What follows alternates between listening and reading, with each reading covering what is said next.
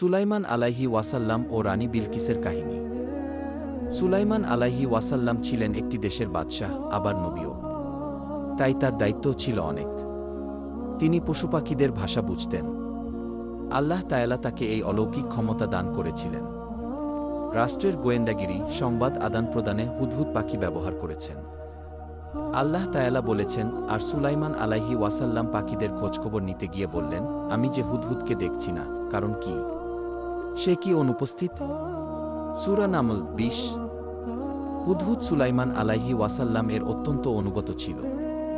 অন্য রাষ্ট্রের দরকারি খবরাখবর নিয়মিতই সুলাইমান আলাইহি ওয়াসাল্লাম হুদহুদের মাধ্যমেই নিতেন। সুলাইমান আলাইহি ওয়াসাল্লাম এর এই হুদহুদের নাম ছিল ইয়াফুর। একদিন হুদহুদ বলল, বাদশাহ নামদার। খোঁজ নিয়ে জানলাম, ইয়েমেন দেশটি চালান একজন নারী, কিন্তু তিনি অগ্নিপূজক। নাম তার বিলকিস বিনতে সারাহিল। সুলাইমান আলাইহি ওয়াসাল্লাম খানিক ভেবে একটি চিঠি লিখলেন রানী বিলকিসের কাছে। তাতে লিখলেন, গোমরাহির পথ ছেড়ে দাও, সত্যের পথে ফিরে এসো। অগ্নিপূজা বন্ধ করো, আল্লাহর কৃতজ্ঞতা আদায় করো, তার ইবাদত করো। সময় থাকতে আমার অধীনতা স্বীকার করো। হুদহুদ ঠোঁটে করে এই চিঠি বয়ে নিয়ে পেছে গেল রানী বিলকিসের প্রাসাদে। জানালা দিয়ে ফুল করে ঢুকে পড়ল রানীর ঘরে। ঘুমন্ত রানীর বিছানার পাশে চিঠিটি রেখে চলে আসলো। এত সৈন্যের কঠোর প্রহরা ভেদ করে কে রেখে গেল এই চিঠি কেউ বলতে পারল না। রানী চিন্তায় পড়ে গেলেন।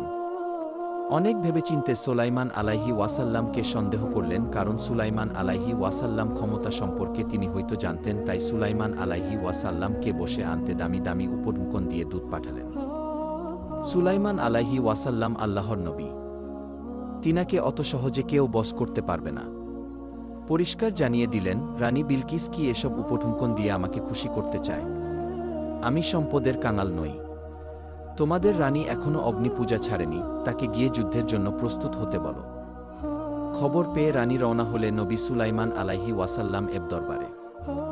রানী কখন আসছেন, কিভাবে আসছেন, এসব হুদহুদ আগেই জানিয়ে দিল সুলাইমান আলাইহি ওয়াসাল্লামকে। হোক না অগ্নি উপাসক, কিন্তু তিনিও তো একটি দেশের রানী। তারও সম্মান আছে, মর্যাদা আছে। সুলাইমান আলাইহি ওয়াসাল্লাম রাজ দরবারকে সুন্দরভাবে সাজালেন। এখানে সেখানে ছড়িয়ে ছিটিয়ে দিলেন সুন্দর সুন্দর ফুল ও সুগন্ধি।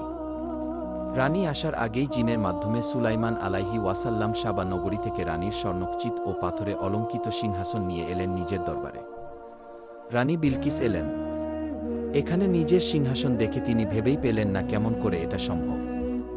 সুলাইমান আলাইহি ওয়াসাল্লাম তাকে অত্যন্ত সুন্দরভাবে ইসলামের দাওয়াত দিলেন। আল্লাহর একত্ববাদের কথা বললেন। সব দেখে শুনে মুগ্ধ রানী। তারপর অগ্নিপূজা ছেড়ে দিয়ে তখনই আল্লাহর একত্ববাদে বিশ্বাস করতে আগ্রহী হলেন। ফলে শামিল হলেন চির শান্তির পতাকাতলে, তাওহীদের পতাকাতলে। ভিডিওটি ভালো লাগলে সাবস্ক্রাইব করে পাশে থাকবেন। ধন্যবাদ।